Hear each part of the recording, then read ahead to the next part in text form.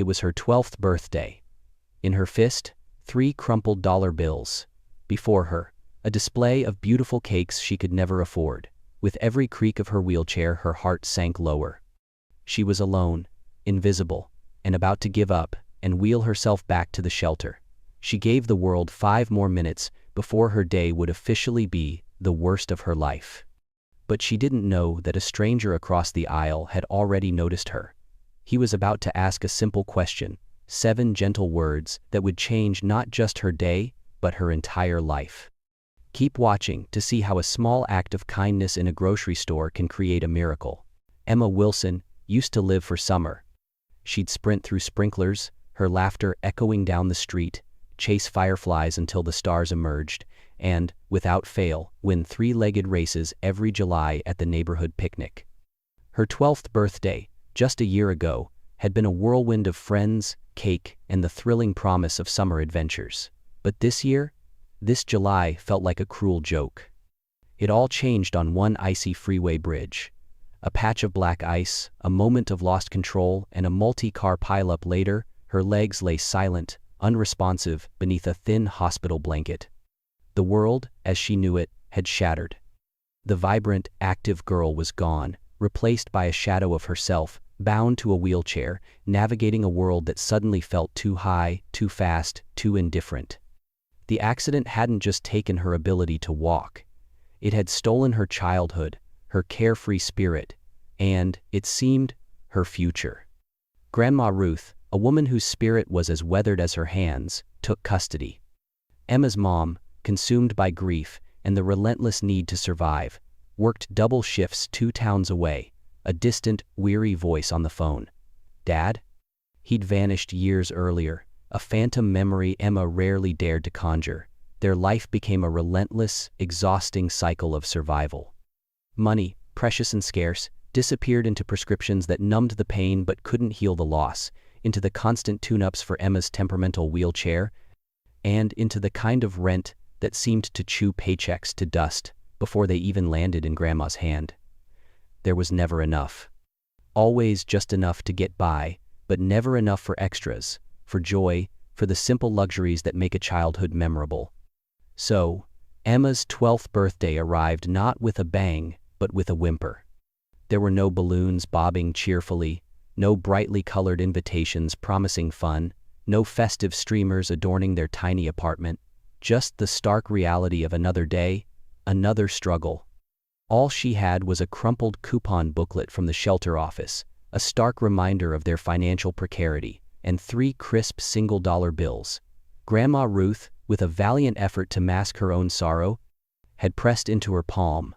"Pick the cake you want, baby," Grandma had whispered, her voice thick with unshed tears. "Even if it's tiny, we'll sing loud, the loudest you've ever heard."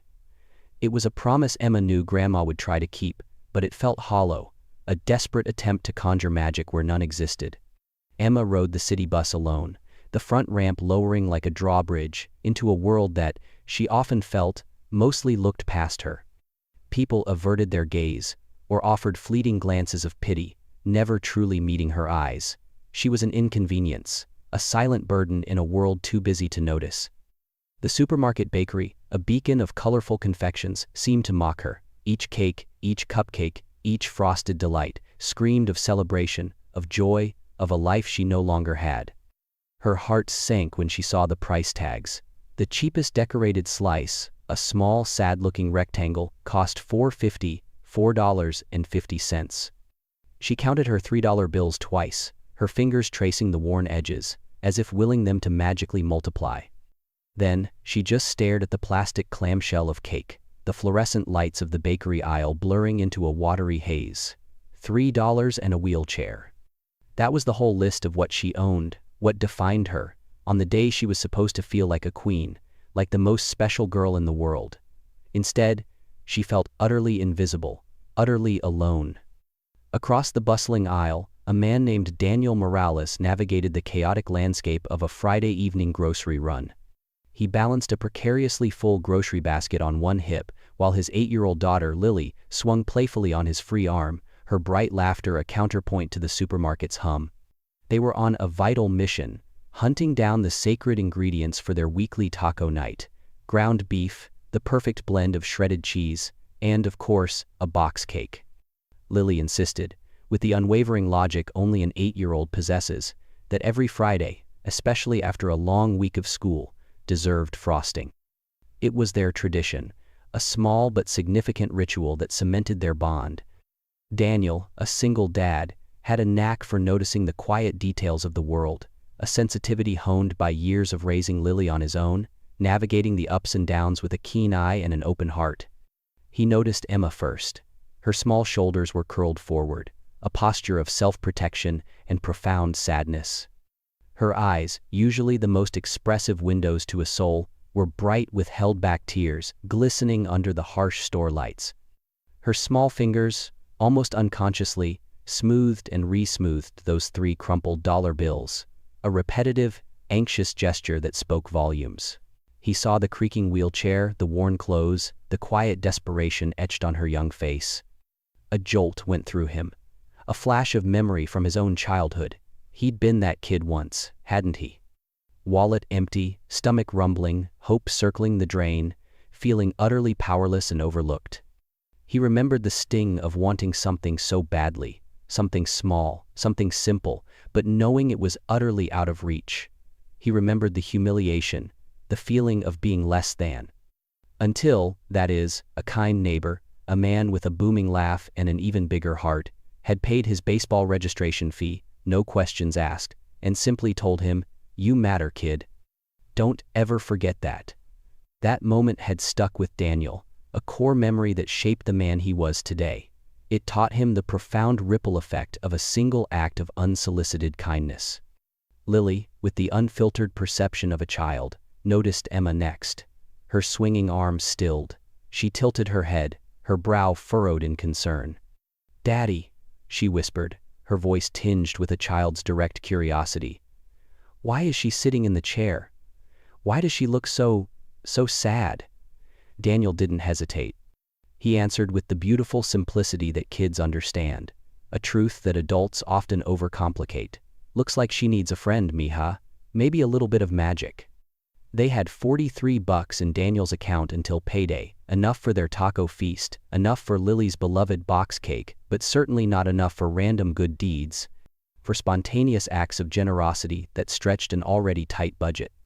Logic screamed at him to keep walking, to mind his own business, to focus on his own family's needs. But sometimes, Daniel mused, sometimes compassion isn't a line item in your budget, it's a reflex, a deep-seated human impulse you can't budget for. It's a whisper from your heart that's louder than any financial spreadsheet. He knew, with a certainty that transcended practicality, that he couldn't just walk away. Not from that little girl, not from that familiar heartbreaking sadness. Taking a deep breath, Daniel made his decision. He gently set the grocery basket down, freeing his hands, and crouched beside Emma's wheelchair, careful to be at eye level, a gesture of profound respect that immediately disarmed her. He didn't loom, he met her where she was.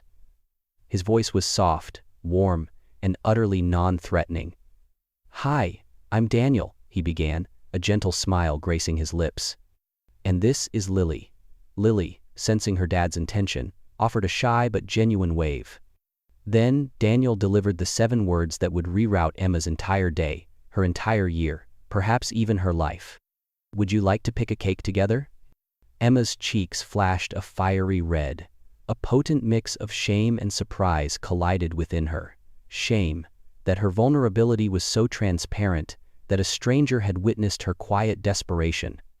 Surprise, that anyone, let alone a kind-faced man and his bright-eyed daughter, would even bother to speak to her, let alone offer such an astonishing proposition. She mumbled, her voice barely a whisper, her eyes fixed on her crumpled bills. "I only have $3.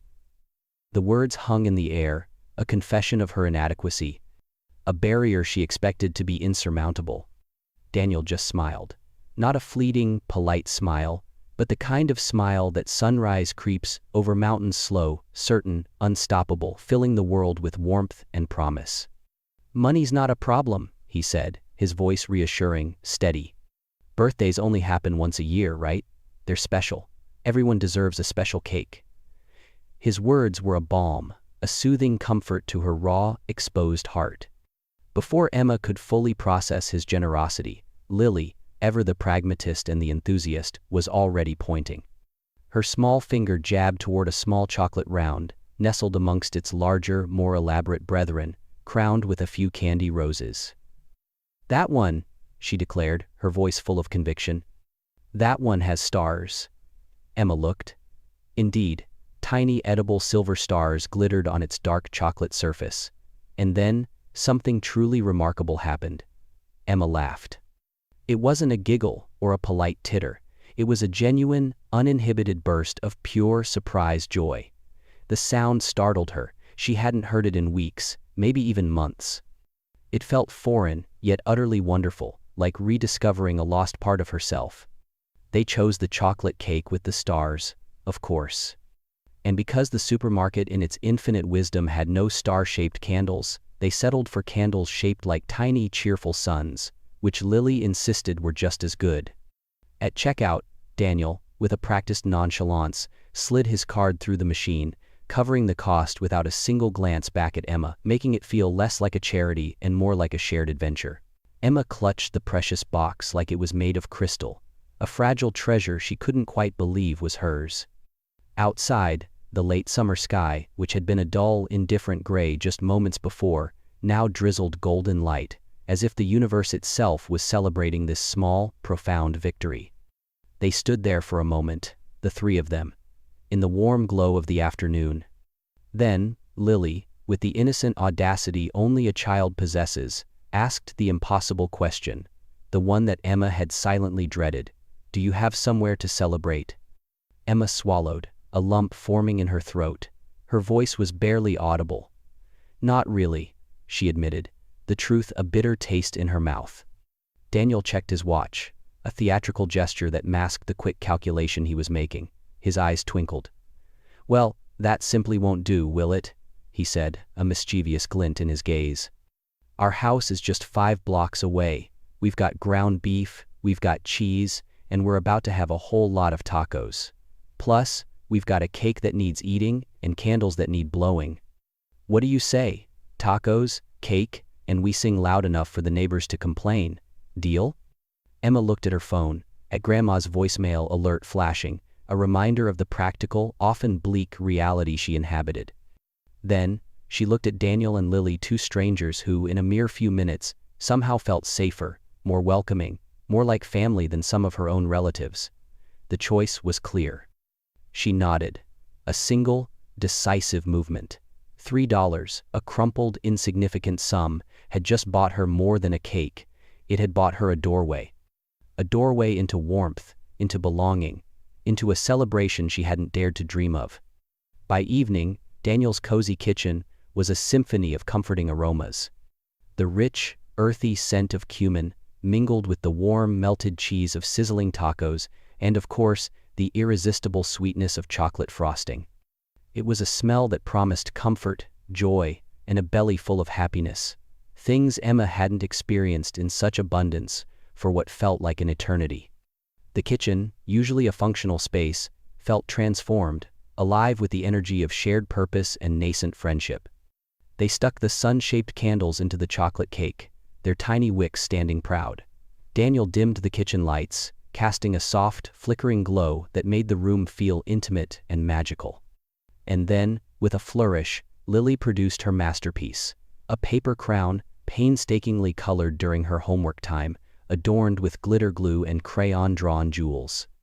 It was a simple, childlike creation, but in that moment, to Emma, it was more precious than any tiara. She wore it like diamonds, feeling a regal sense of belonging she'd never known. Then came the singing. Oh, the singing! It was off-key, thunderous, and glorious. Daniel's baritone rumbled, Lily's soprano soared with childish abandon, and Emma, tentative at first, found her own voice joining in, a little shaky, but growing stronger with each word. It was a cacophony of pure, unadulterated joy, a sound that chased away the shadows and filled the small kitchen with light. When it was time to make a wish, Emma closed her eyes. She didn't wish for her legs to work again, not in that moment. That wish, though ever present, felt too big, too impossible. Instead, she wished for belonging. For this feeling, this warmth, this connection, to last. When she blew, every single flame surrendered, extinguishing with a soft puff, carrying her heartfelt wish out into the universe. Daniel high-fived her, his palm warm and firm against hers, a gesture of camaraderie. Lily, with a burst of affection, wrapped her arms around Emma's neck, a hug that spoke volumes, a silent promise of friendship. For the first time since the accident, since the world had tilted on its axis, Emma felt time pause in her favor, a moment of pure, unadulterated happiness. Grandma Ruth arrived later, her face etched with worry that melted into relief, and then, finally, tears of profound gratitude. She'd come with a casserole, a small offering of thanks, and stayed for the laughter, the warmth, and the delicious leftovers. Before she left, she exchanged numbers with Daniel, storing his contact under a new, deeply meaningful label, Emergency Angels. It was more than a contact. It was a lifeline, a symbol of hope. And, just like that, the doorway Emma had stepped through opened into a whole new life. The next morning, Daniel, without being asked, drove Emma to her physical therapy appointment, allowing Grandma Ruth the precious gift of a few extra hours of much-needed sleep. Weekends, once a lonely expanse, transformed. They became a vibrant tapestry of Taco Tuesdays, where the kitchen once again filled with laughter and the smell of cumin. Daniel helped Emma with her homework, patiently explaining fractions and history. Lily and Emma, now inseparable, would stage impromptu wheelchair races down the sidewalk cracks, their giggles echoing through the neighborhood. Lily, with the solemnity of a child making a sacred vow, declared them siblings by choice, a bond forged not by blood, but by kindness and shared joy. Emma's $3, the crumpled singles that had started it all, stayed carefully folded in her journal. It wasn't just money anymore. It was a relic, a powerful reminder. It was proof that abundance, true, meaningful abundance, can begin with almost nothing at all. It was a testament to the fact that the smallest gesture, the most unexpected act of generosity, can blossom into something beautiful, something transformative, something that redefines what it means to be family.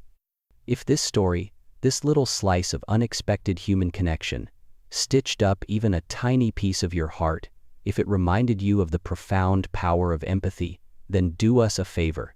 Hit that subscribe button. Because here's the thing about kindness. It multiplies when it's shared. It spreads like wildfire, warming every corner it touches. And, speaking of sharing, we want to hear from you.